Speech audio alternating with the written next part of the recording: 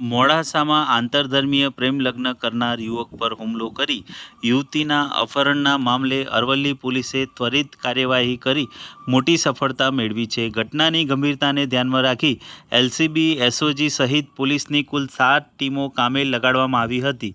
પોલીસે human intelligence અને technical એનાલિસિસના આધારે ગણતરીના કલાકોમાં અપહરણ કરાયેલા યુવતીને સુરક્ષિત રીતે છોડાવી લીધી હતી. સાથે જ ભરૂચ જિલ્લાના આમોદ નજીકથી 4 અપહરણકર્તાઓને ઝડપી પાડ્યા હતા. સમગ્ર કેસમાં અપહરણ, ધાડ અને કાવતરાના ગુનામાં કુલ 6 આરોપીઓની ધરપકડ કરવામાં આવી છે.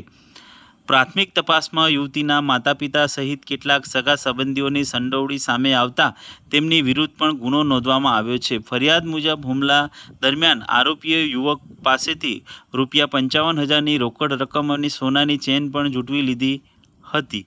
આ બનાવ અંગે મોડાસા ટાઉન પોલીસ મથકે ગુનો નોંધી વધુ તપાસ હાથ ધરવામાં આવી છે. અરવલ્લી પોલીસ દ્વારા જિલ્લામાં કાયદો અને વ્યવસ્થા જાળવવા માટે પેટ્રોલિંગ પણ વધારવામાં આવ્યું છે. પોલીસ અધિકારીઓના માર્ગદર્શન હેઠળ હાથ ધરાયેલી ઝડપી અને સુનિયોજિત કામગીરીના પરિણામે અપહરણ કેસનો ટૂંકા સમયમાં ભેદ ઉકેલવામાં સફળતા મળી હોવાનું પોલીસ સૂત્રોએ જણાવ્યું છે.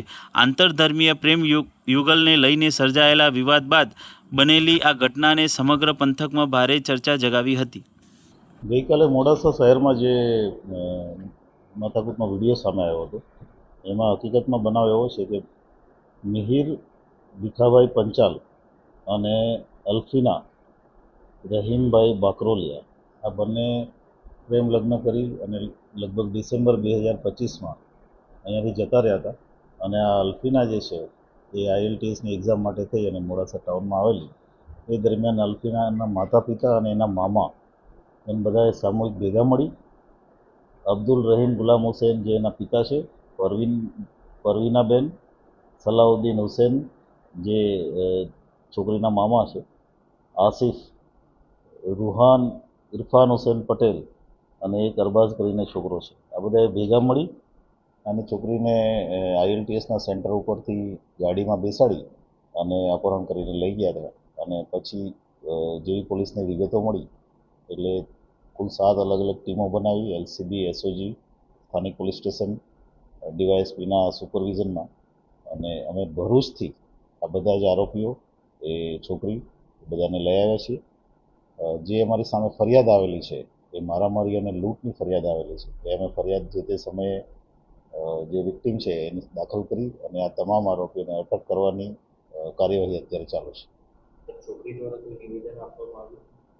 અમે અત્યારે હજી નિવેદનની પ્રક્રિયામાં છીએ. છોકરી જે પણ નિવેદન આપશે એ પ્રમાણે આગળની કાર્યવાહી થશે.